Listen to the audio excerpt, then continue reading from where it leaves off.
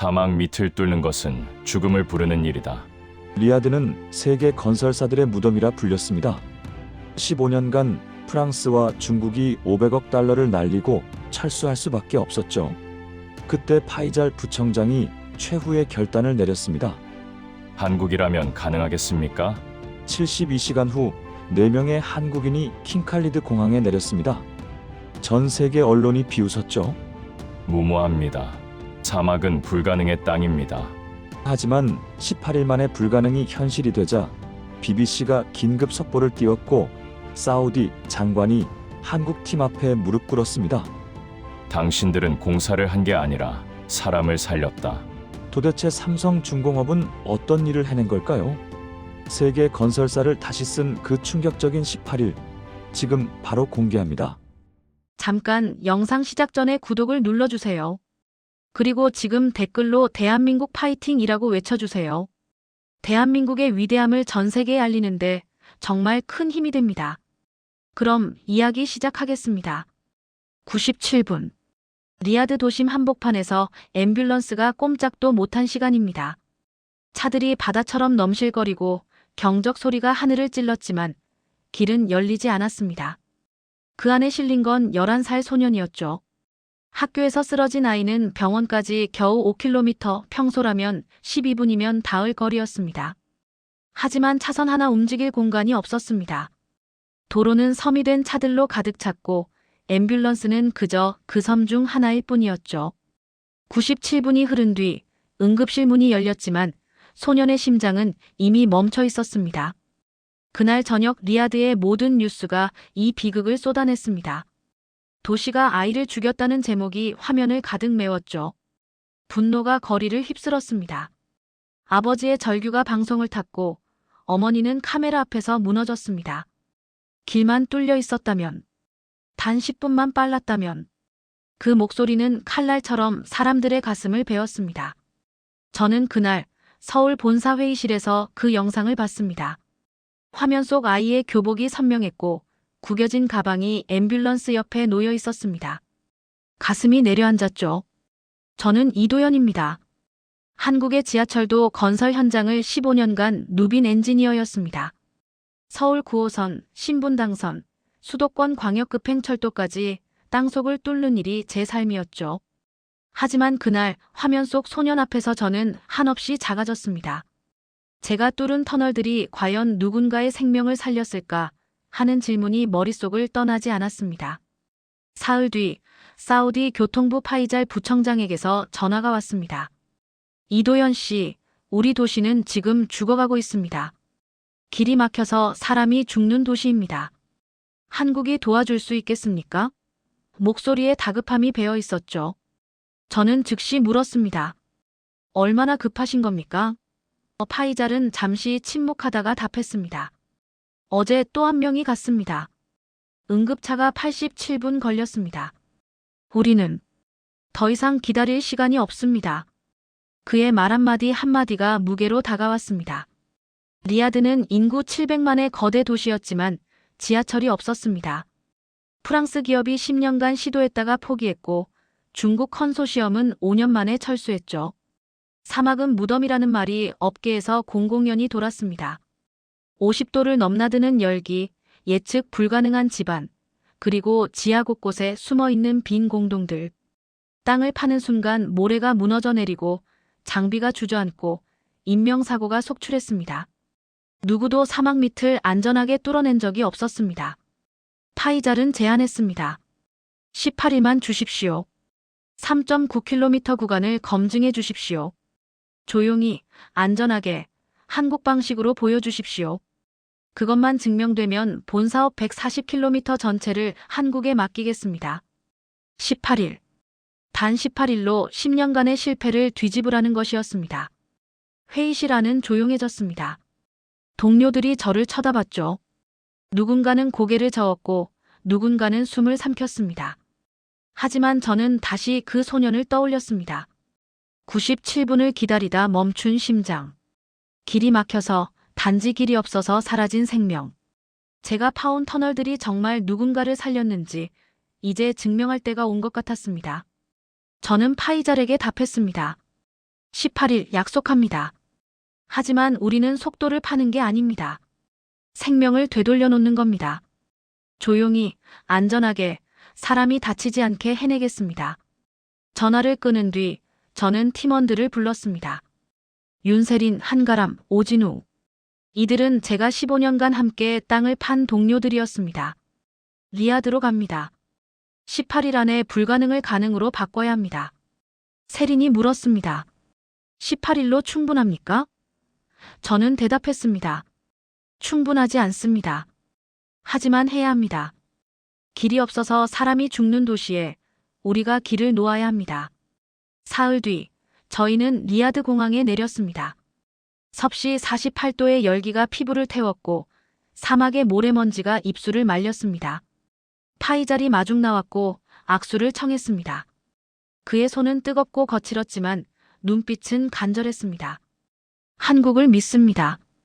우리 도시를, 우리 아이들을 살려주십시오. 저는 고개를 끄덕였습니다. 이제 18일의 시계가 돌아가기 시작했습니다. 그리고 저희 앞에는 10년간 누구도 뚫지 못한 사막이 펼쳐져 있었습니다. 현장에 도착한 순간 저는 숨이 막혔습니다. 사막 한복판에 세워진 가건물 몇 동과 먼지투성이 장비들, 그리고 그 사이로 보이는 끝없는 모래 언덕. 이곳이 3.9km를 18일 안에 뚫어야 할 전쟁터였습니다. 온도계는 오후 2시에 52도를 가리키고 있었죠. 철판 위에 손을 대면 살이 익을 것 같은 열기였습니다. 하지만 더 큰 문제는 따로 있었습니다. 현지 인력 60명이 저희를 바라보는 시선이었죠. 그들의 눈빛에는 의심과 불안이 가득했습니다. 프랑스 팀도 중국 팀도 결국 떠났으니까요. 한국도 마찬가지일 거라는 표정이었습니다. 첫 회의를 열었습니다. 가건물 안은 에어컨이 있었지만 40도 아래로 내려가지 않았습니다. 60명의 현지 인력과 저희 4명이 마주 앉았죠. 파이잘이 통역을 맡았고 저는 천천히 입을 열었습니다. 우리는 4명입니다. 여러분은 60명입니다. 숫자로 보면 우리가 압도적으로 적죠. 하지만 우리는 숫자로 싸우지 않습니다. 원칙으로 싸웁니다.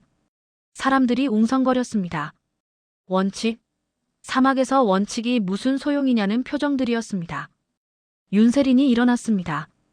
그녀는 15년간 현장 안전을 책임진 전문가였습니다. 여러분, 저는 속도를 믿지 않습니다. 저는 절차를 믿습니다. 빠른 공사는 사고를 부르고 사고는 모든 것을 멈춥니다. 우리는 느리게 가지 않습니다. 틀림없이 갑니다. 그녀가 두툼한 서류 뭉치를 테이블에 올려놓았습니다. 이것이 한국식 체크리스트입니다. 작업 전 17단계, 작업 중 23단계, 작업 후 12단계. 총 52개 항목을 매일 확인합니다. 하나라도 빠지면 그날 작업은 중단됩니다. 회의실이 조용해졌습니다. 누군가는 고개를 끄덕였고 누군가는 여전히 회의적이었습니다. 한가람이 뒤를 이었습니다. 그는 집안 전문가로 20년 경력의 베테랑이었습니다. 사막은 벽이 아닙니다. 사막은 신호를 주는 땅입니다. 프랑스와 중국이 실패한 이유는 듣지 않았기 때문입니다. 그들은 파기만 했죠. 우리는 먼저 듣습니다. 땅이 무엇을 말하는지, 어디가 위험한지, 어디로 가야 하는지. 땅이 먼저 알려줍니다. 그가 작은 장비 사진을 보여줬습니다. 이것이 땅 청진기입니다. 의사가 심장 소리를 듣듯 우리는 땅속 소리를 듣습니다. 물주머니, 빈 공동, 약한 지층. 모두 소리로 알 수 있습니다. 오진우가 마지막으로 일어났습니다. 그는 제어와 품질 관리의 달인이었습니다. 두려움은 무지에서 옵니다. 모르니까 무섭고 무서우니까 실수합니다. 우리는 1mm 단위로 데이터를 쌓습니다. 매 시간, 매 구간 모든 것을 기록합니다. 그러면 두려움이 줄어듭니다. 숫자가 쌓이면 확신이 생깁니다. 그가 태블릿을 들어보였습니다. 실시간 모니터링 시스템입니다. 진동, 온도, 압력, 소음. 모든 데이터가 1초마다 업데이트됩니다. 이상 신호가 감지되면 즉시 작업이 멈춥니다. 자동으로요. 저는 다시 자리에서 일어났습니다. 여러분, 우리에게는 한 가지 더 중요한 원칙이 있습니다. 존중입니다. 이곳은 여러분의 땅이고 여러분의 도시입니다. 우리는 손님입니다. 기도 시간에는 작업을 멈춥니다. 라마단 기간에는 일정을 조정합니다. 여러분의 문화를, 여러분의 시간을 우리가 따릅니다. 파이자리 통역을 마치자 처음으로 박수 소리가 났습니다. 작았지만 진심이 담긴 박수였습니다. 하지만 그날 저녁 첫 번째 시험이 찾아왔습니다. 현장 책임자 중 한 명인 압둘이 찾아왔습니다. 이도현 씨, 솔직히 말하겠습니다. 우리는 18일을 믿지 않습니다. 프랑스는 3년 걸렸고 중국은 2년 걸렸습니다. 그것도 실패했습니다.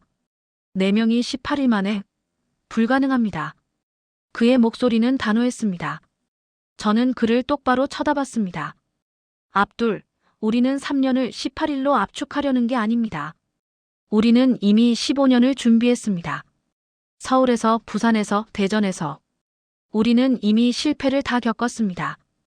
그 실패를 여기서 반복하지 않으려는 겁니다. 압둘이 고개를 저었습니다. 말은 쉽습니다. 하지만 사막은 다릅니다. 당신들이 본 땅과는 다릅니다. 저는 고개를 끄덕였습니다. 맞습니다. 다릅니다. 그래서 우리는 듣는 겁니다. 여러분의 경험을, 이 땅의 소리를. 우리는 혼자 하지 않습니다. 여러분과 함께 합니다. 그 순간 윤세린이 끼어들었습니다. 압둘, 내일 아침 첫 작업을 보십시오. 우리가 말이 아니라 행동으로 보여드리겠습니다. 빠르지 않지만 틀리지 않는 방식으로요. 다음 날 새벽 5시, 저희는 현장에 모였습니다. 해가 뜨기 전 상대적으로 시원한 시간이었습니다. 온도는 36도. 그나마 견딜만 했습니다. 60명 전원이 모였고 저희 4명이 앞에 섰습니다. 윤세린이 체크리스트를 펼쳤습니다. 첫 번째 항목, 장비 점검. 유압 시스템 압력 확인. 오진우가 태블릿을 보며 답했습니다. 정상 143바. 기준치 내. 세린이 계속했습니다. 두 번째, 냉각수 온도. 38도 정상. 세 번째, 비상정지 시스템 테스트. 빨간 버튼을 눌렀고 모든 장비가 즉시 멈췄습니다. 다시 초록 버튼 재가동. 완벽했습니다. 17개 항목을 모두 확인하는데 23분이 걸렸습니다. 압둘이 중얼거렸습니다. 너무 느립니다. 세린이 웃으며 답했습니다. 지금은 느립니다. 하지만 사고가 나면 며칠이 날아갑니다. 23분으로 며칠을 사는 겁니다. 그녀의 말이 끝나자 첫 삽이 땅에 닿았습니다. 아니, 정확히는 땅 청진기가 먼저였습니다. 한가람이 작은 센서를 땅에 대고 귀를 기울였습니다. 마치 의사가 청진기로 심장을 듣듯 그는 땅속 깊은 곳의 소리에 집중했습니다. 5분 뒤 그가 고개를 들었습니다. 여기 문제 없습니다. 진행하십시오. 빅커터가 움직이기 시작했습니다. 거대한 드릴이 아니었습니다. 그것은 마치 거대한 칼날처럼 생겼고 돌을 부수는 게 아니라 갈아내듯 깎아냈습니다. 소음이 거의 없었습니다. 진동도 최소였습니다. 사람들이 눈을 크게 떴습니다. 이게 정말 파는 겁니까? 누군가 물었습니다. 저는 답했습니다. 파는 게 아닙니다. 조각하는 겁니다. 사막을 존중하며 지나가는 거죠. 그날 저희는 210m를 전진했습니다. 무사고였습니다. 체크리스트 52개 항목 모두 통과. 압둘이 다가왔습니다. 그의 표정이 달라져 있었습니다. 이도현 씨, 저는 처음 봤습니다. 이렇게 조용한 공사를. 저는 그의 어깨에 손을 얹었습니다. 압둘, 이제 시작입니다. 17일이 남았습니다. 함께 가시죠. 그날 밤 현장 식당에서 처음으로 현지 인력들과 저희가 함께 웃었습니다. 작은 팀이었지만 이제 하나의 원칙으로 묶인 팀이었습니다. 5일째 아침 현장은 리듬을 찾아가고 있었습니다. 매일 새벽 5시 집결, 체크리스트 확인, 땅 청진기 스캔, 빅커터 가동. 210m, 215m, 218m. 속도는 조금씩 올랐지만 안전은 한치도 흔들리지 않았습니다. 무사고 기록이 계속 이어졌죠. 하지만 저는 알고 있었습니다. 진짜 시험은 아직 오지 않았다는 것을. 사막은 언제나 예고 없이 이빨을 드러낸다는 것을. 그날 오전 9시 한가람이 땅 청진기를 땅에 댄 채 오래 움직이지 않았습니다. 보통은 5분이면 끝나는 스캔이었는데 10분이 지나도 그는 센서를 떼지 않았습니다. 저는 다가갔습니다. 가람, 무슨 일입니까? 그가 천천히 고개를 들었습니다. 이마에 땀이 송골송골 맺혀 있었고 표정이 굳어 있었습니다. 도연 씨, 이상합니다. 앞쪽 80m 지점, 반향음이 너무 큽니다. 빈 공간이 있습니다. 아주 큰 공간이요. 심장이 철렁 내려앉았습니다. 지하 공동. 사막 밑에 숨어 있는 보이지 않는 함정이었습니다. 프랑스 팀이 공동을 건드렸다가 장비가 10m 아래로 추락했고 중국 팀은 공동 붕괴로 인부 3명이 매몰됐었습니다. 공동은 사막 터널 공사의 가장 무서운 적이었습니다. 보이지도 않고 예측도 안 되고 한번 건드리면 모든 게 무너졌습니다. 한가람이 태블릿을 보여줬습니다. 화면에는 지하 단면도가 그려져 있었고 80m 앞 지점에 붉은 점이 크게 표시돼 있었습니다. 깊이는 지하 18m, 폭은 약 12m로 추정됩니다. 동굴 형태입니다. 아마 수천 년 전 지하수가 만든 빈 공간일 겁니다. 지금은 텅 비어 있고 위쪽 안반이 겨우 버티고 있는 상태입니다. 우리가 진동을 주면 그가 말을 잇지 못했습니다. 저는 대신 말했습니다. 무너집니다. 즉시 작업 중단 명령을 내렸습니다. 빅커터가 멈췄고 현장 전체가 조용해졌습니다. 사람들이 모여들었고 불안한 속삭임이 퍼졌습니다. 앞둘이 다가왔습니다. 이도연 씨, 공동입니까? 저는 고개를 끄덕였습니다. 그렇습니다. 80m 앞, 12m 폭입니다. 앞둘의 얼굴이 창백해졌습니다. 프랑스가 바로 이것 때문에 포기했습니다. 중국도 마찬가지였습니다. 공동을 피할 방법이 없었습니다. 윤세린이 팔짱을 끼고 생각에 잠겼습니다. 우회로를 찾아야 합니다. 공동을 피해서 돌아가는 길을요. 하지만 한가람이 고개를 저었습니다. 세린 씨, 이 구간은 양옆으로 건물 기초가 박혀 있습니다. 우회할 공간이 없습니다. 앞으로 직진하거나 아니면 멈추거나. 두 가지 선택뿐입니다. 침묵이 흘렀습니다. 모래바람이 불어와 얼굴을 스쳤지만 아무도 움직이지 않았습니다. 오진우가 입을 열었습니다. 직진합니다. 하지만 뚫고 가는 게 아니라 비집고 지나갑니다. 모두가 그를 쳐다봤습니다. 무슨 뜻입니까? 제가 물었습니다. 오진우가 태블릿에 그림을 그리기 시작했습니다. 공동 위쪽 안반이 버티고 있다면 우리는 그 안반을 건드리지 않으면 됩니다. 빅커터로 정면 돌파하면 진동이 퍼집니다. 하지만 참깨 드릴로 먼저 가는 겁니다. 손바닥만 한 보조 드릴로 1mm씩 진동 없이 조용히 우회로를 먼저 뚫습니다. 그 길이 안전하다는 게 확인되면 빅커터가 그 길을 따라갑니다. 한가람이 눈을 빛냈습니다. 실선을 먼저 긋는 겁니까? 바늘로 먼저 구멍을 뚫어서 그 구멍이 안전하면 큰 바늘을 넣는. 오진우가 고개를 끄덕였습니다. 정확합니다. 참깨 드릴 무게가 23kg, 소음은 거의 없고 진동은 일반 드릴의 20분의 1입니다.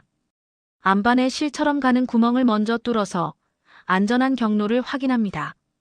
그 다음 빅커터가 그 경로를 따라 넓힙니다.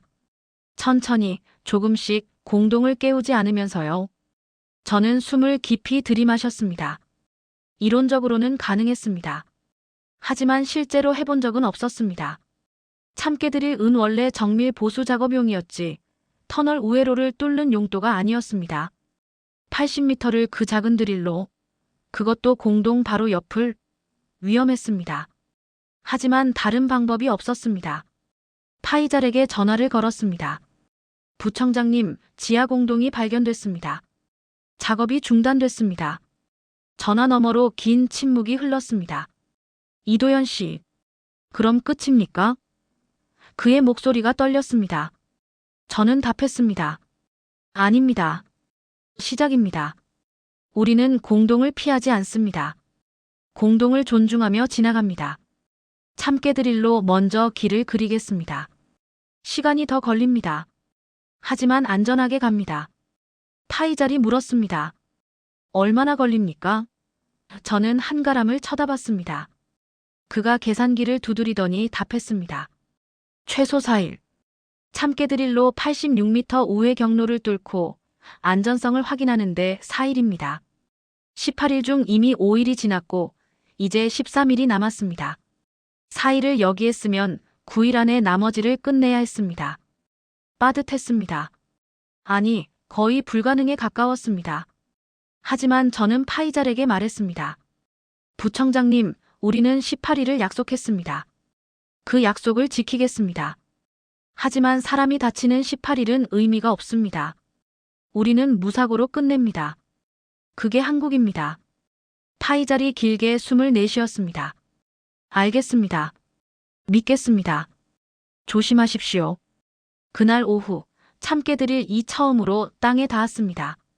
손바닥 2개 크기의 작은 드릴이었지만 그 안에는 한국의 정밀 기술이 압축돼 있었습니다. 초당 1200회 회전하지만 소음은 속삭임보다 작았고 진동은 손목시계보다 미세했습니다. 오진우가 직접 조종했습니다. 그의 손가락이 조이스틱을 미세하게 움직일 때마다 드릴 2mm씩 전진했습니다. 한가람이 땅 청진기를 들고 옆에서 계속 들었습니다. 진동 감지 없음. 안반 반응 정상. 계속하십시오. 1m, 2m, 3m. 참깨 드릴이 조용히 땅속으로 파고들었습니다. 사람들이 숨을 죽이고 지켜봤습니다. 12m 지점, 공동이 가장 가까운 곳이었습니다. 오진우의 이마에 땀이 흘렀습니다. 조이스틱을 쥔 손이 미세하게 떨렸습니다. 한가람이 속삭였습니다. 천천히. 아주 천천히. 드릴이 0.5mm씩 움직였습니다. 시간이 멈춘 것 같았습니다. 그때 땅 청진기에서 이상한 소리가 들렸습니다. 한가람이 손을 들었습니다. 멈추십시오. 오진우가 즉시 드릴을 정지시켰습니다. 모두가 얼어붙었습니다. 무슨 소립니까? 제가 물었습니다. 한가람이 헤드폰을 벗지 않은 채 대답했습니다. 공동벽이 울리고 있습니다. 우리가 지나가는 진동을 느끼고 있습니다. 아주 약하지만 반응하고 있습니다. 심장이 쿵쿵 뛰었습니다. 공동이 깨어나고 있었습니다. 조금만 더 자극하면 무너질 수 있었습니다. 윤세린이 말했습니다. 각도를 바꾸십시오. 공동에서 더 멀리 우회하십시오. 하지만 한가람이 고개를 저었습니다. 더 멀리 가면 건물 기초를 건드립니다. 여기서 버텨야 합니다. 오진우가 조이스틱을 다시 잡았습니다. 1mm씩 갑니다. 더 느리게, 더 조용히 갑니다. 공동을 자극하지 않고 스치듯 지나갑니다. 그의 목소리는 침착했지만 손은 여전히 떨렸습니다. 드릴이 다시 움직였습니다. 0.3mm, 0.5mm, 0.4mm. 마치 심장 박동처럼 리듬을 타며 전진했습니다. 한가람이 계속 보고했습니다. 반응 약화. 거리 확보. 안전구간 진입. 20분이 지나자 드릴 이 공동을 완전히 지나쳤습니다. 한가람이 헤드폰을 벗으며 긴 숨을 내쉬었습니다. 통과했습니다. 공동이 잠들었습니다. 그 순간 현장에서 작은 박수 소리가 터져 나왔습니다. 저는 오진우의 어깨를 두드렸습니다. 진우, 당신이 해냈습니다. 그가 웃으며 답했습니다. 아닙니다. 우리가 해냈습니다. 듣고 참고 1mm씩 나아간 우리가요. 그날 참깨 드릴 은 18m를 전진했습니다. 느렸지만 완벽했습니다. 그리고 이제 68m가 남았습니다. 참깨 드릴 이 공동을 통과한 뒤 현장의 분위기가 달라졌습니다. 의심의 눈빛이 사라지고 대신 집중과 신뢰가 자리 잡았습니다. 사람들은 이제 체크리스트를 스스로 확인했고 땅 청진기 데이터를 함께 들여다봤습니다. 한국식 절차가 현장의 언어가 되어가고 있었습니다. 하지만 밖에서는 다른 소리가 들려오기 시작했습니다. 9일째 아침 파이잘이 급하게 현장을 찾아왔습니다. 그의 표정이 어두웠습니다. 이도현 씨, 의회에서 문제가 생겼습니다. 저는 장갑을 벗으며 물었습니다. 무슨 문제입니까? 파이잘이 태블릿을 보여줬습니다. 화면에는 의회 회의록이 떠 있었고 붉은 글씨로 여러 문장이 강조돼 있었습니다. 반대파 의원들이 움직이고 있습니다. 한국의 18일 프로젝트는 쇼에 불과하다. 3.9km는 의미 없는 구간이다. 실제 도심 구간에서는 절대 통하지 않는다. 이런 주장들입니다. 저는 화면을 천천히 읽었습니다. 예상했던 일이었지만 생각보다 빨리 왔습니다. 프랑스와 중국의 실패 이후 사우디 내부에서도 지하철 사업 자체의 회의론이 팽배했습니다. 막대한 예산이 들어가는 사업이었고 실패하면 정치적 책임 문제로 번졌습니다. 반대파는 이 기회를 놓치지 않으려 했습니다. 파이잘이 계속했습니다. 더 큰 문제는 자크입니다. 자크. 프랑스 출신의 건설 컨설턴트로 사우디 정부의 10년간 자문해온 인물이었습니다. 그는 프랑스 팀의 실패를 지켜봤고 사막불가론의 가장 강력한 옹호자였습니다. 파이잘이 또 다른 문서를 보여줬습니다. 자크가 의회에 보고서를 제출했습니다. 한국 팀의 속도는 비정상적으로 느리다. 18일 안에 완료는 불가능하며 이는 계약 위반이다. 즉시 중단하고 재검토해야 한다. 이런 내용입니다. 저는 숫자를 확인했습니다. 9일 동안 저희는 1.8km를 전진했습니다. 하루 평균 200m. 자크의 말대로라면 느린 속도였습니다. 하지만 저희는 무사고였습니다. 단 한 건의 안전사고도, 단 한 명의 부상자도 없었습니다. 그것이 저희의 속도였습니다. 윤세린이 다가왔습니다. 자크가 뭐라든 상관없습니다. 우리는 우리 방식대로 갑니다. 하지만 파이잘이 고개를 저었습니다. 세린 씨, 정치는 그렇게 단순하지 않습니다. 자크는 의회의 영향력이 큽니다. 그가 움직이면 사업 전체가 흔들립니다. 최악의 경우 18일이 끝나기 전에 프로젝트가 중단될 수도 있습니다. 저는 파이잘을 똑바로 쳐다봤습니다. 부청장님, 한 가지 묻겠습니다. 자크는 현장에 와봤습니까? 파이잘이 잠시 생각하더니 답했습니다. 아닙니다. 그는 사무실에서 보고서만 봅니다. 저는 고개를 끄덕였습니다. 그럼 그를 현장으로 부르십시오. 직접 보게 하십시오. 우리가 무엇을 하는지, 어떻게 하는지. 숫자가 아니라 현실을 보게 하십시오.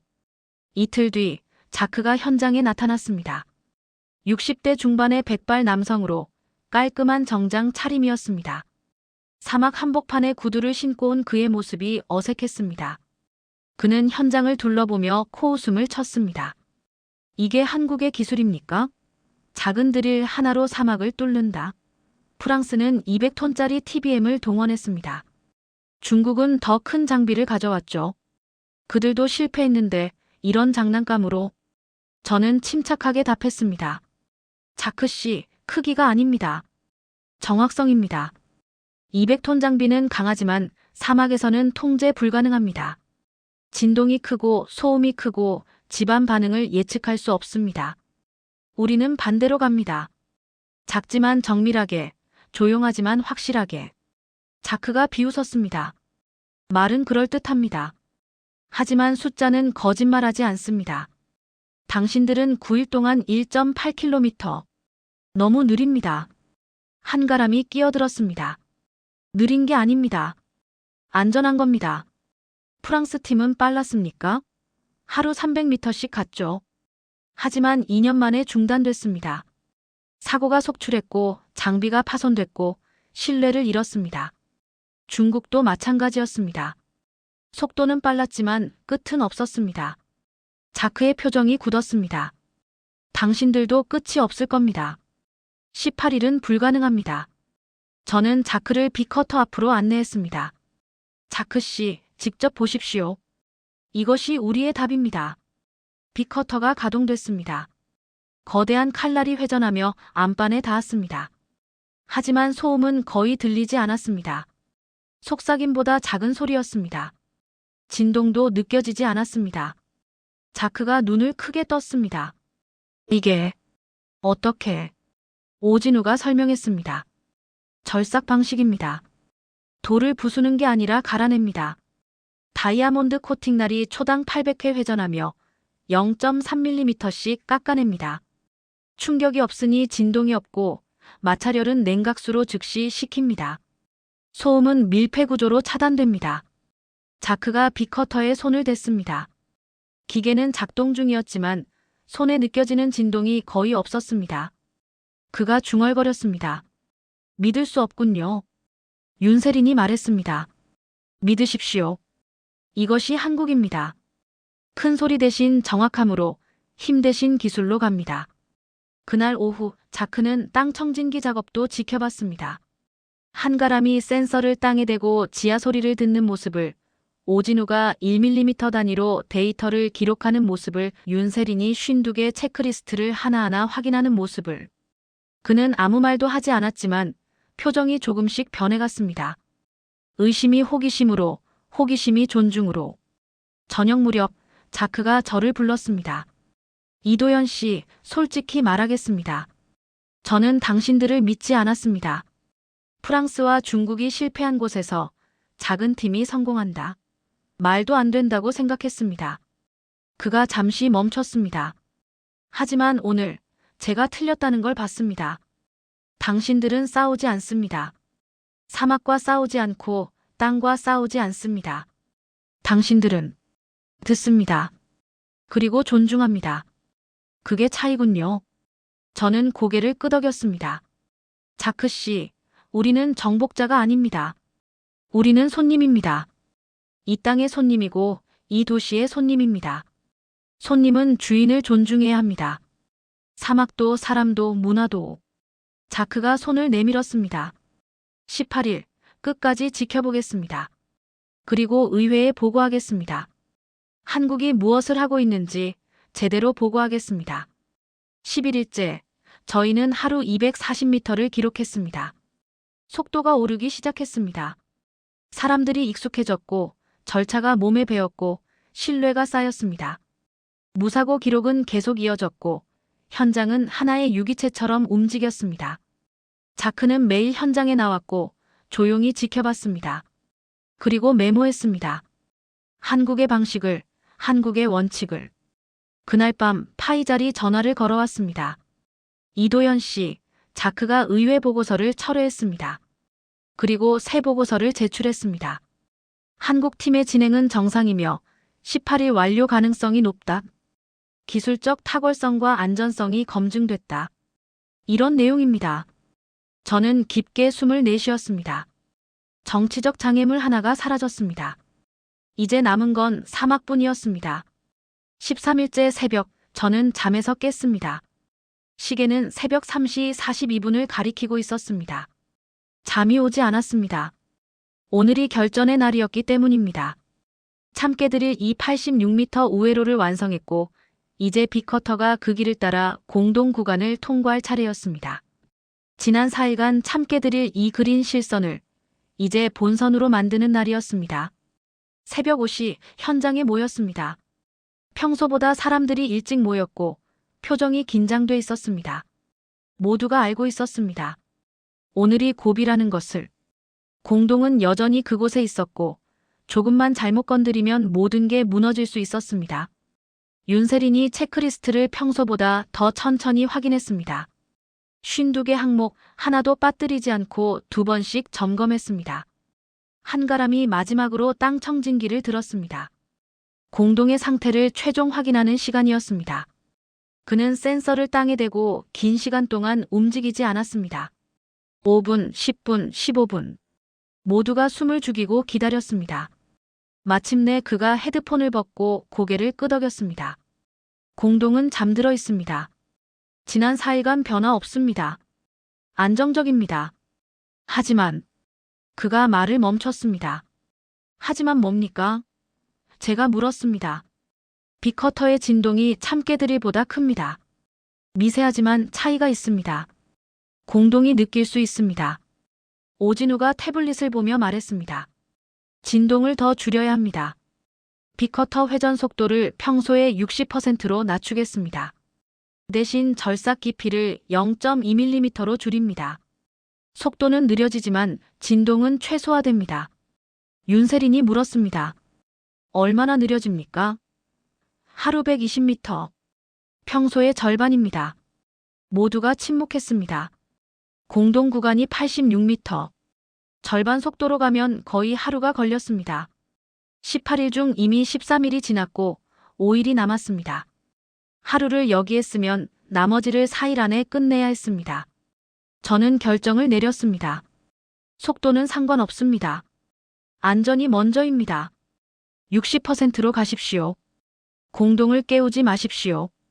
오진우가 고개를 끄덕이고 빅커터 조종석에 앉았습니다. 그의 손이 레버에 닿았고 기계가 천천히 깨어났습니다. 평소보다 훨씬 조용한 소리였습니다. 마치 고양이가 발소리를 죽이며 걷는 것 같았습니다. 빅커터가 참깨 드릴 이 그림기를 따라 움직이기 시작했습니다. 1m, 2m, 3m. 진동계의 바늘이 거의 움직이지 않았습니다. 한가람이 땅 청진기를 귀에 대고 계속 들었습니다. 정상, 정상, 반응 없음. 10m 지점, 공동이 가장 가까운 곳이었습니다. 현장의 모든 사람이 멈췄습니다. 다른 작업은 모두 중단됐고 오직 빅커터의 속삭임 같은 소리만 들렸습니다. 오진우의 이마에서 땀이 흘러내렸습니다. 조종석 안온도는 45도를 넘었지만 그는 냉각장치도 끄고 집중했습니다. 기계 소리라도 줄이기 위해서였습니다. 그의 손가락이 레버를 미세하게 조절할 때마다 빅커터가 0.2mm씩 안반을 깎아냈습니다. 마치 외과 의사가 메스를 다루듯 정밀하고 조심스러웠습니다. 12m 지점, 한가람이 손을 들었습니다. 모두가 얼어붙었습니다. 오진우가 즉시 빅커터를 멈췄습니다. 완전한 침묵이 흘렀습니다. 한가람이 헤드폰을 조정하며 귀를 기울였습니다. 30초가 지났습니다. 1분이 지났습니다. 아무도 움직이지 않았습니다. 숨소리조차 죽였습니다. 한가람이 천천히 손을 내렸습니다. 괜찮습니다. 공동벽에 아주 작은 반향이 있었지만 사라졌습니다. 계속하십시오. 빅커터가 다시 움직였습니다. 15m, 18m, 20m. 공동의 영향권을 벗어나기 시작했습니다. 하지만 아직 긴장을 풀 수 없었습니다. 50m 지점까지는 여전히 위험구역이었습니다. 오진우는 한 번도 조종석을 떠나지 않았습니다. 화장실도 가지 않았고 물도 마시지 않았습니다. 그는 기계와 하나가 되어 움직였습니다.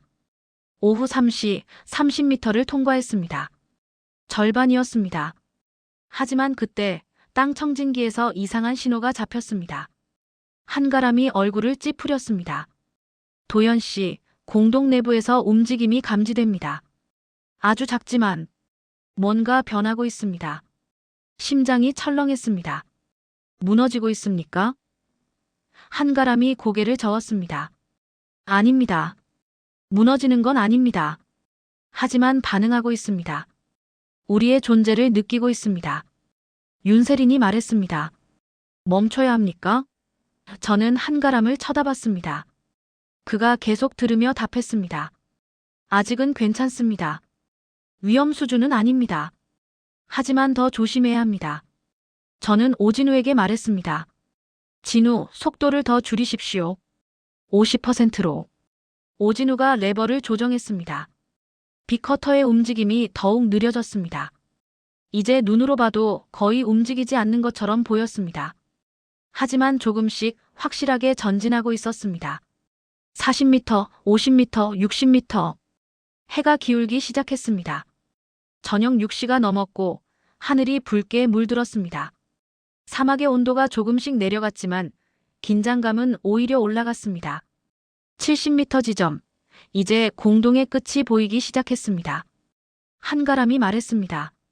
80m만 넘으면 안전합니다. 공동의 영향권을 완전히 벗어납니다. 75m, 80m, 83m. 오진우의 손이 떨렸습니다. 피로와 긴장이 극에 달했습니다. 하지만 그는 멈추지 않았습니다. 84m, 85m, 86m. 빅커터가 참깨 들일 이 뚫어놓은 우회로의 끝에 도달했습니다. 한가람이 외쳤습니다. 통과. 공동 구간 완전 통과. 그 순간 현장이 폭발했습니다. 환호성이 터져 나왔고 사람들이 서로를 껴안았습니다. 앞둘이 소리쳤습니다. 해냈습니다. 정말 해냈습니다. 오진우가 조종석에서 내려왔습니다. 그의 다리가 휘청거렸고 윤세린이 급히 부축했습니다. 진우 괜찮습니까? 오진우가 웃으며 답했습니다. 괜찮습니다. 이제 괜찮습니다. 저는 한가람에게 다가갔습니다. 가람, 공동은? 그가 헤드폰을 벗으며 답했습니다. 잠들어 있습니다. 우리가 지나갔지만 깨우지 않았습니다. 공동은 여전히 그곳에 있지만 우리는 안전하게 지나왔습니다. 저는 하늘을 올려다봤습니다. 사막의 별들이 하나둘 떠오르고 있었습니다. 13일 만에 우리는 가장 큰 산을 넘었습니다. 파이잘이 현장에 도착했습니다. 그는 달려와 저를 껴안았습니다. 이도현 씨, 당신들이 해냈습니다. 10년간 아무도 못한 일을 해냈습니다. 저는 그의 어깨를 두드리며 답했습니다. 아직 끝나지 않았습니다.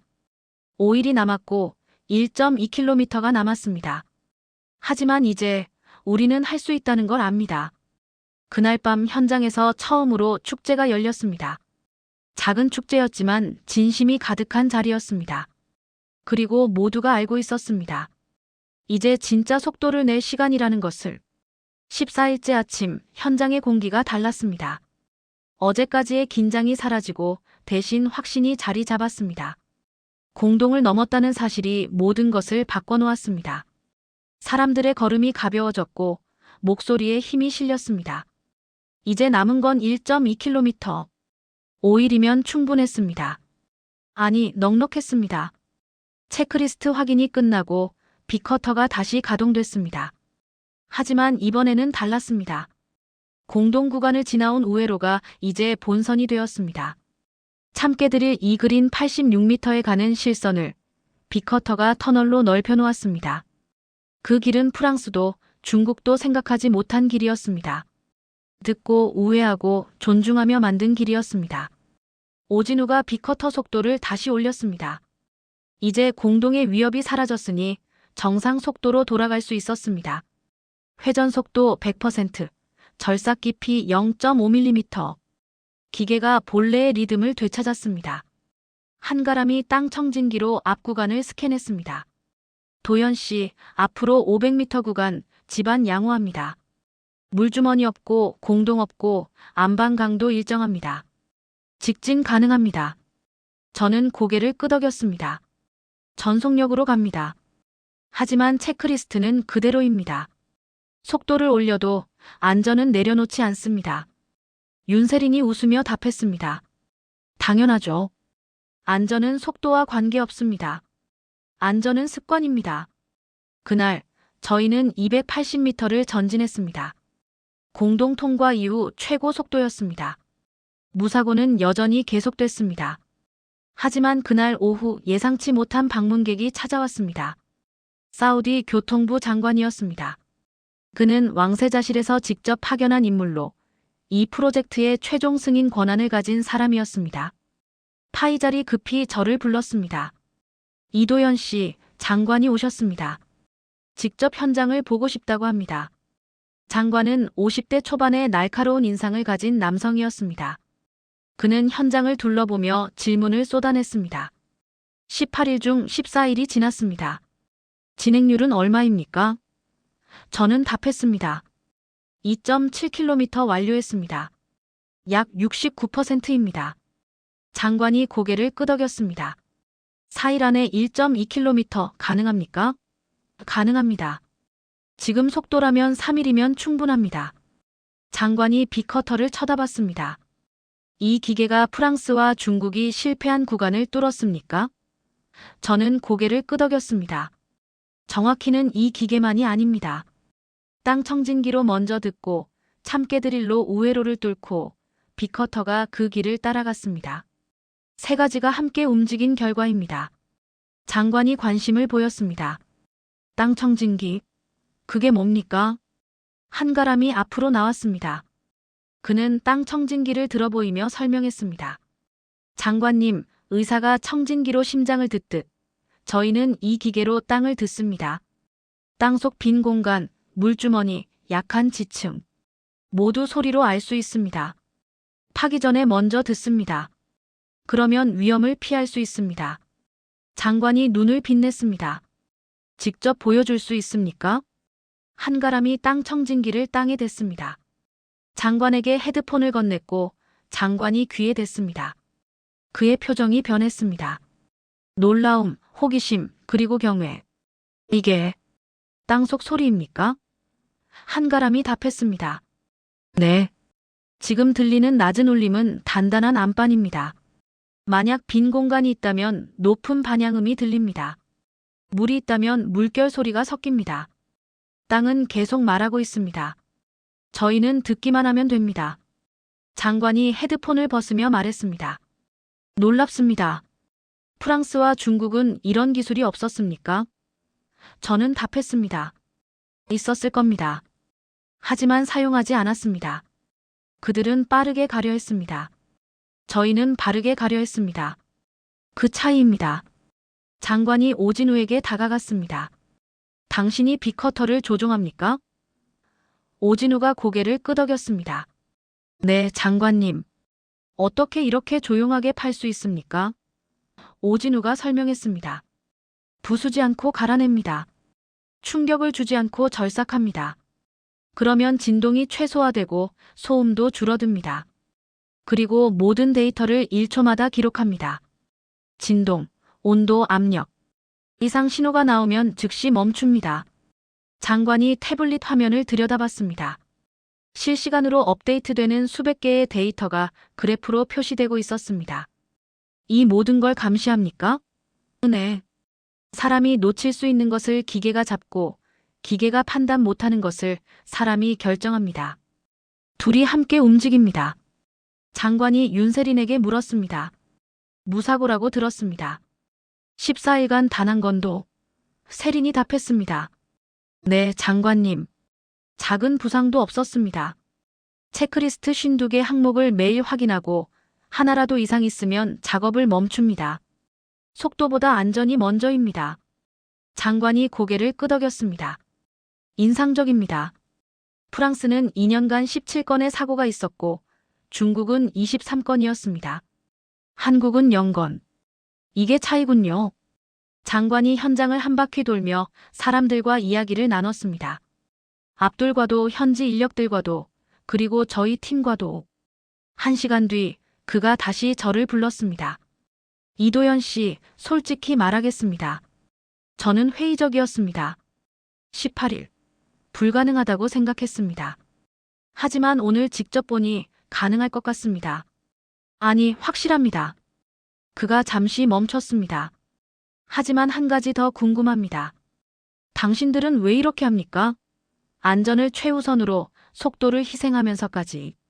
계약에는 그런 조건이 없었습니다. 그냥 빨리 끝내도 됐습니다. 왜 이렇게 어렵게 갑니까? 저는 그를 똑바로 쳐다봤습니다. 장관님, 저는 15년 전 뉴스를 기억합니다. 서울 지하철 공사 중 사고로 인부 5명이 세상을 떠났습니다. 저는 그날 현장에 없었지만 뉴스를 봤습니다. 그날 이후 저는 다짐했습니다. 제가 책임진 현장에서는 단 한 명도 다치지 않게 하겠다고. 그게 제 원칙입니다. 속도는 숫자지만 생명은 돌이킬 수 없습니다. 장관이 긴 침묵 끝에 말했습니다. 이도현 씨, 당신은 엔지니어가 아닙니다. 당신은 철학자입니다. 그가 손을 내밀었습니다. 18일, 끝까지 지켜보겠습니다. 그리고 본사업 140km, 한국에 맡기겠습니다. 왕세자님께 직접 보고하겠습니다. 그날 저녁 저희는 300m를 기록했습니다. 14일 만에 최고 속도였습니다. 하지만 더 중요한 건 숫자가 아니었습니다. 장관의 신뢰를 얻었고 본사업 계약이 사실상 확정됐습니다. 우회로가 본선이 되는 순간이었습니다. 한국의 방식이 세계의 표준이 되는 순간이었습니다. 이제 남은 건 900m. 3일이면 충분했습니다. 16일째, 저희는 마지막 직선 구간에 진입했습니다. 앞으로 650m. 이틀 반이면 끝날 거리였습니다. 현장의 분위기는 고조돼 있었지만 저는 오히려 긴장을 늦추지 않았습니다. 끝이 보일 때가 가장 위험하다는 걸 알았기 때문입니다. 15년 경력 중 가장 많은 사고가 마지막 10% 구간에서 일어났습니다. 방심, 피로, 조급함. 그것이 사고를 불렀습니다. 아침 회의에서 저는 모두에게 말했습니다. 여러분, 우리는 지금 69%가 아니라 0%에 서 있습니다. 끝까지 첫날처럼 움직입니다. 체크리스트 52개, 하나도 빠뜨리지 않습니다. 땅 청진기, 매 구간 확인합니다. 빅커터 데이터, 1초마다 감시합니다. 끝났다고 생각하는 순간 진짜 끝입니다. 사람들이 고개를 끄덕였습니다. 긴장이 다시 돌아왔습니다. 윤세린이 새로운 제안을 했습니다. 도연 씨, 현지 인력들이 이제 체크리스트를 완벽히 숙지했습니다. 직접 운영할 수 있습니다. 기술 이전을 시작해도 될 것 같습니다.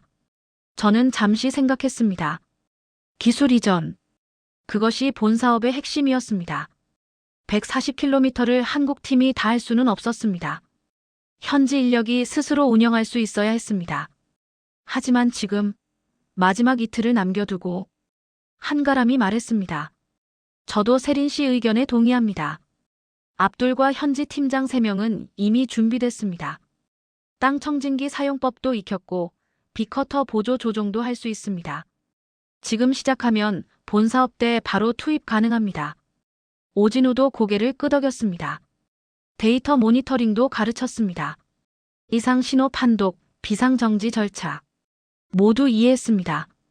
저는 압둘을 불렀습니다. 압둘, 준비됐습니까? 그가 긴장한 표정으로 답했습니다. 이도연 씨, 솔직히 두렵습니다. 하지만 준비는 됐습니다.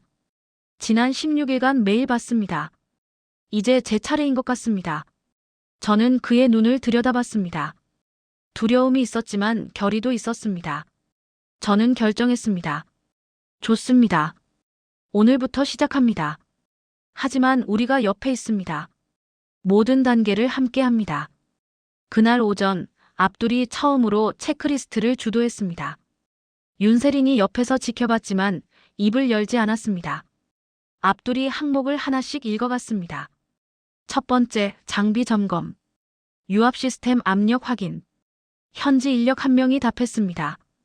정상 145바. 두 번째, 냉각수 온도. 37도 정상. 52개 항목을 모두 확인하는데 28분이 걸렸습니다. 저희보다 5분 더 걸렸지만 정확했습니다. 한가람이 현지 인력에게 땅 청진기를 건넸습니다. 마흐무드, 당신 차례입니다. 마흐무드는 30대 초반의 청년으로 지난 2주간 가람의 모든 동작을 그림자처럼 따라다녔습니다. 그가 땅 청진기를 땅에 댔습니다. 손이 떨렸지만 자세는 정확했습니다. 5분 뒤 그가 헤드폰을 벗으며 말했습니다. 앞쪽 50m, 집안 양호. 물주머니 없음. 안반 강도 일정. 한가람이 자신의 땅 청진기로 같은 구간을 확인했습니다. 그리고 웃으며 고개를 끄덕였습니다. 완벽합니다. 오진우가 현지 인력 아미르를 빅커터 조종석 옆에 앉혔습니다. 아미르, 보조 조종을 시작합니다. 제가 주 레버를 잡고 당신이 각도 조절을 담당합니다. 제 신호에 맞춰 0.1도씩 조정하십시오. 아미르가 긴장한 얼굴로 보조 레버를 잡았습니다. 빅커터가 움직이기 시작했고 오진우가 지시했습니다. 좌측 0.2도. 아미르가 레버를 미세하게 돌렸습니다. 좋습니다. 우측 0.1도. 다시 조정. 10분간의 협업 끝에 20m를 전진했습니다. 완벽한 직선이었습니다. 오후가 되자 현지 인력들이 점점 더 자신감을 얻었습니다. 체크리스트 시간이 25분으로 줄었고 땅 청진기 판독 정확도가 올라갔습니다. 빅커터 보조 조종도 매끄러워졌습니다. 윤세린이 저에게 속삭였습니다. 도연 씨, 그들은 준비됐습니다. 한국식 체크리스트가 이제 그들의 언어가 됐습니다. 저는 고개를 끄덕였습니다. 이게 진짜 성공입니다. 우리가 떠나도 그들이 계속할 수 있다는 것. 그날 저희는 320m를 기록했습니다. 기술 이전 중이었음에도 최고 속도를 경신했습니다. 이유는 간단했습니다. 현지 인력들이 주인의식을 가졌기 때문입니다. 이제 이 프로젝트는 한국만의 것이 아니었습니다. 사우디와 한국이 함께 만드는 것이었습니다. 저녁 무렵 파이잘이 현장을 찾았습니다. 그는 현지 인력들이 직접 장비를 다루는 모습을 보며 눈시울을 붉혔습니다. 이도현 씨, 당신들은 기술만 준 게 아닙니다. 자신감을 줬습니다. 우리도 할 수 있다는 믿음을 줬습니다. 저는 그의 어깨에 손을 얹었습니다. 부청장님, 우리는 아무것도 주지 않았습니다. 원래 여러분 안에 있던 걸 꺼낸 것뿐입니다. 17일째 새벽 압둘이 혼자 체크리스트를 완수했습니다. 감독 없이 혼자 52개 항목을 23분 만에 끝냈습니다. 윤세린이 확인했고 단 하나의 누락도 없었습니다. 마흐무드가 땅 청진기로 100m 구간을 스캔했고 한가람과 결과가 일치했습니다. 아미르가 빅커터 보조 조종을 넘어 주 조종까지 시도했습니다. 오진우가 옆에서 지켜봤지만 개입하지 않았습니다. 50m를 완벽하게 전진시켰습니다. 점심 무렵 저는 팀원들을 모았습니다. 세린, 가람, 진우. 우리 일은 거의 끝났습니다. 이제 그들의 시간입니다. 세린이 웃으며 말했습니다. 동의합니다. 우리는 씨앗을 뿌렸고 이제 싹이 텄습니다. 나무로 자라는 건 그들의 몫입니다. 가람이 덧붙였습니다. 본사업 140km 그들이 해낼 겁니다. 우리가 옆에서 돕겠지만 주인공은 그들입니다. 그날 오후 330m를 전진했습니다. 17일간 최고 기록이었습니다. 그리고 무사고 기록은 여전히 이어졌습니다. 단 한 건의 안전사고도 단 한 명의 부상자도 없었습니다. 저녁 무렵 남은 거리는 320m. 내일이면 끝이었습니다. 18일 만에 3.9km. 불가능이 현실이 되는 순간이 다가오고 있었습니다. 18일째 새벽 저는 평소보다 일찍 잠에서 깼습니다. 시계는 새벽 3시를 가리키고 있었습니다. 마지막 날이었습니다. 남은 거리 320m. 오늘 안에 끝나야 했습니다. 저는 창밖을 내다봤습니다. 사막의 별들이 쏟아질 듯 빛나고 있었고 지평선 너머로 희미한 빛이 번지기 시작했습니다. 새벽이 오고 있었습니다. 현장에 도착하니 이미 사람들이 모여 있었습니다. 한국팀 4명만이 아니었습니다. 현지 인력 60명 전원이 와 있었습니다. 평소보다 1시간 일찍 모인 것이었습니다. 압둘이 다가와 말했습니다. 이도현 씨, 오늘은 특별한 날입니다. 우리 모두 함께 끝내고 싶습니다. 저는 그의 손을 잡았습니다. 함께 끝냅니다. 새벽 4시 30분, 체크리스트 확인이 시작됐습니다. 이번에는 압둘이 주도하고 윤세린이 지켜봤습니다. 52개 항목, 21분 만에 완료. 완벽했습니다. 마흐무드가 땅 청진기로 마지막 구간을 스캔했습니다. 320m 전 구간, 집안 양호. 장애물 없음. 직진 가능합니다. 한가람이 확인했고 일치했습니다. 빅커터가 마지막으로 깨어났습니다. 오진우와 아미르가 함께 조종석에 앉았습니다. 이번에는 아미르가 주 레버를, 오진우가 보조를 맡았습니다. 역할이 바뀐 것이었습니다. 아미르의 손이 떨렸지만 레버를 꽉 잡았습니다. 시작합니다. 빅커터가 움직이기 시작했습니다. 해가 떠올랐습니다. 사막의 모래가 황금빛으로 물들었고 열기가 다시 몰려왔습니다. 하지만 아무도 신경 쓰지 않았습니다. 모두의 눈이 빅커터에 고정돼 있었습니다. 50m, 100m, 150m. 기계가 조용히 전진했습니다. 데이터는 완벽했습니다. 진동 최소, 소음 최소, 온도 정상. 모든 것이 계획대로였습니다. 오전 10시 파이잘이 도착했습니다. 그리고 그 뒤로 장관이, 왕세자실 관계자들이, 언론이 몰려왔습니다. 사우디 국영방송이 카메라를 설치했고 기자들이 현장을 둘러쌌습니다. 하지만 작업은 멈추지 않았습니다. 200m, 250m, 280m. 끝이 보이기 시작했습니다. 오후 1시, 남은 거리 40m. 아미르가 속도를 약간 늦췄습니다. 마지막 구간을 더 정확하게 가기 위해서였습니다. 오진우가 속삭였습니다. 천천히 정확하게. 서두르지 마십시오. 30m, 20m, 10m. 현장이 조용해졌습니다. 모두가 숨을 죽였습니다. 5m 남았을 때 저는 시계를 봤습니다. 오후 1시 47분. 18일째 마지막 순간이었습니다. 아미르의 이마에서 땀이 흘러내렸습니다. 그의 손이 레버를 미세하게 조절했습니다. 3m, 2m, 1m. 그리고 마침내 빅커터가 멈췄습니다. 관통. 3.9km 완료. 5초간 정적이 흘렀습니다. 아무도 움직이지 않았습니다. 믿을 수 없다는 표정들이었습니다. 그리고 한가람이 외쳤습니다. 완료. 18일 3.9km 무사고 완료. 그 순간 현장이 폭발했습니다. 환호성이 터져나왔고 사람들이 서로를 껴안았습니다. 아미르가 조종석에서 내려와 무릎을 꿇으며 울었습니다. 오진우가 그를 일으켜 세우며 말했습니다. 당신이 해냈습니다. 당신이 마지막을 완성했습니다. 압둘이 달려와 저를 껴안았습니다. 이도현 씨, 해냈습니다. 정말 해냈습니다. 저는 그의 등을 두드렸습니다. 우리가 해냈습니다. 함께. 윤세린, 한가람, 오진우가 모였고 저희는 서로를 껴안았습니다. 말이 필요 없었습니다. 18일간의 모든 순간이 그 포옹에 담겨 있었습니다. 파이잘이 다가왔습니다. 그의 눈에 눈물이 고여 있었습니다. 이도현 씨, 당신들이 불가능을 가능으로 만들었습니다. 10년간 아무도 못한 일을 18일 만에 해냈습니다. 저는 그의 손을 잡았습니다. 부청장님, 우리는 길을 만든 게 아닙니다. 시간을 되돌린 겁니다. 이제 앰뷸런스가 97분이 아니라 12분이면 도착합니다. 이제 아이들이 살 수 있습니다. 장관이 앞으로 나왔습니다.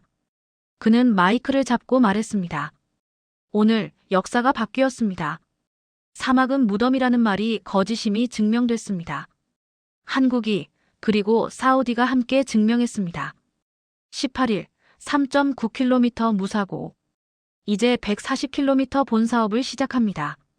한국과 사우디 함께 갑니다. 박수 소리가 터져 나왔습니다. 카메라 플래시가 터졌고 기자들이 몰려들었습니다. 하지만 저는 조용히 현장 끝으로 걸어갔습니다. 빅커터가 멈춘 지점 3.9km의 끝. 그곳에 서서 뒤를 돌아봤습니다. 18일간 지나온 길이 보였습니다. 공동을 우회한 길, 참깨 들일 이그린 실선, 빅커터가 넓힌 터널. 모든 게 조용했습니다. 사막은 여전히 그곳에 있었지만 이제 사람의 길이 그 안을 통과하고 있었습니다. 그날 저녁 리야드 시내 응급실에서 기적이 일어났습니다. 교통사고로 다친 20대 청년이 앰뷸런스로 이송됐는데 도착 시간이 14분이었습니다. 평소 같았으면 80분 이상 걸렸을 거리였습니다. 의사가 말했습니다. 5분만 늦었어도 위험했습니다. 하지만 제 시간에 도착했고 살 수 있습니다. 그 뉴스가 전해졌을 때 현장 사람들은 다시 한번 울었습니다. 길이 생명을 살렸습니다. 사흘 뒤 본사업 140km 계약식이 열렸습니다. 왕세자실 대표가 참석했고 한국 대사가 왔습니다. 계약서에 서명이 오갔고 악수가 이어졌습니다. 왕세자실 대표가 말했습니다. 한국은 공사를 하지 않았습니다. 한국은 사람을 살렸습니다. 이 길은 단순한 터널이 아닙니다. 이것은 생명의 길입니다. 저는 서울로 돌아가는 비행기에 올랐습니다. 창밖으로 리야드의 불빛이 보였습니다. 도시가 살아 숨쉬고 있었습니다. 길이 뚫렸고 사람이 움직였고 시간이 다시 흐르기 시작했습니다. 윤세린이 옆에서 말했습니다. 도연 씨, 우리가 뭔가 큰 일을 한 것 같습니다. 저는 고개를 끄덕였습니다. 아닙니다. 우리는 당연한 일을 했습니다. 사람을 먼저 생각하는 것. 그게 엔지니어의 일입니다. 한 달 뒤 파이잘에게서 이메일이 왔습니다. 사진 한 장이 첨부돼 있었습니다.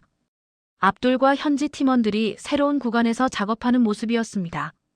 땅 청진기를 들고 체크리스트를 확인하고 빅커터를 조종하는 모습. 그들은 이제 스스로 움직이고 있었습니다. 이메일에는 짧은 문장이 적혀 있었습니다. 이도현 씨, 우리는 계속하고 있습니다. 한국이 가르쳐준 방식으로 조용히, 안전하게, 사람을 먼저 생각하며. 감사합니다. 저는 그 이메일을 프린트해서 책상 앞에 붙여놨습니다. 그리고 매일 아침 출근할 때마다 그것을 봤습니다. 18일이 주는 의미를. 속도가 아니라 방향이 중요하다는 것을. 크기가 아니라 정확성이 승리한다는 것을. 그리고 무엇보다 사람이 먼저라는 것을. 6개월 뒤 리야드 지하철 1호선 28km 구간이 개통됐습니다. 사우디 팀이 주도하고 한국 팀이 자문하는 방식이었습니다. 개통식에서 한 어머니가 인터뷰했습니다. 예전에는 병원 가는 게 두려웠습니다. 길이 막혀서 아이가 아파도 제때 갈 수 없었죠. 하지만 이제는 다릅니다. 지하철로 15분이면 갑니다. 이 길이 우리 가족을 지켜줍니다. 그 인터뷰 영상을 보며 저는 다시 한번 확신했습니다. 저희가 판 것은 땅이 아니라 생명의 시간이었다는 것을. 1년 뒤 리야드 응급의료 보고서가 발표됐습니다. 지하철 개통 이후 응급환자 생존율이 34% 상승했다는 내용이었습니다. 평균 이송 시간이 89분에서 23분으로 단축됐고 골든타임 내 도착률이 18%에서 76%로 올랐습니다. 숫자였지만 그 뒤에는 사람이 있었습니다. 살아남은 생명들이 있었습니다. 파이잘이 서울을 방문했습니다. 저는 그를 한강변으로 안내했습니다. 저녁 무렵 다리 위로 지하철이 지나갔습니다. 파이잘이 그것을 보며 말했습니다. 이도현 씨, 이제 리야드에도 저런 풍경이 있습니다. 땅 위와 땅 아래 사람들이 움직입니다. 멈추지 않고 안전하게. 당신들이 만든 길 위에서요. 저는 웃으며 답했습니다. 우리가 만든 게 아닙니다. 우리가 연결한 겁니다. 사람과 사람을, 시간과 생명을. 그날 밤 저는 오랜만에 15년 전 그 뉴스를 다시 찾아봤습니다. 서울 지하철 공사장 사고로 5명이 세상을 떠난 날. 그날 제가 다짐했던 것. 단 한 명도 다치지 않게 하겠다는 약속. 리야드에서 저는 그 약속을 지켰습니다. 18일간 3.9km 무사고. 그리고 그 길 위에서 수백 명의 생명이 살아났습니다. 2년 뒤 리야드 지하철 전 구간 140km가 완공됐습니다. 개통식에 왕세자가 직접 참석했습니다. 그는 연설에서 말했습니다. 이 길은 단순한 교통수단이 아닙니다. 이것은 한국과 사우디의 우정이고 기술과 인간의 조화이고 속도보다 생명을 선택한 결과입니다. 세계는 빠름을 추구하지만 우리는 발음을 선택했습니다. 그리고 그것이 더 빨랐습니다. 저는 텔레비전으로 그 연설을 봤습니다. 서울 사무실에서 새로운 프로젝트 설계도를 펼쳐놓고 이번에는 동남아시아 한 나라에서 요청이 들어왔습니다. 몬순지대의 연약 지반, 아무도 성공하지 못한 구간. 리야드의 기적을 다시 만들어달라는 요청이었습니다. 윤세린, 한가람, 오진우가 제 사무실에 모였습니다. 저는 그들을 보며 물었습니다. 다시 한번 하시겠습니까? 세린이 웃으며 답했습니다. 당연하죠. 우리는 땅을 파는 사람들입니다. 하지만 우리가 진짜 파는 건 길이 아닙니다. 생명의 시간입니다. 가람이 덧붙였습니다. 먼저 듣고 그 다음 팝니다. 그게 우리 방식입니다. 오진우가 마지막으로 말했습니다. 1mm씩 두려움을 줄입니다. 천천히 가지만 확실하게 갑니다. 저는 고개를 끄덕이고 새 프로젝트 파일을 열었습니다. 그리고 첫 페이지에 적었습니다. 속도보다 안전이 빠르다. 크기보다 정확함이 강하다. 그리고 무엇보다 사람이 먼저다. 그것이 리야드 18일이 남긴 것이었습니다. 기술이 아니라 철학. 숫자가 아니라 원칙. 그리고 그것이 세계를 바꾸고 있었습니다. 리야드의 밤하늘 아래 지하철이 조용히 달립니다. 그 안에는 퇴근하는 사람들, 병원 가는 가족들, 꿈을 찾아가는 청년들이 타고 있습니다. 길이 그들을 싣고 갑니다. 안전하게, 조용히, 정확하게. 그리고 그 길 위에서 도시의 심장이 다시 뜁니다. 97분이 아니라 12분의 리듬으로.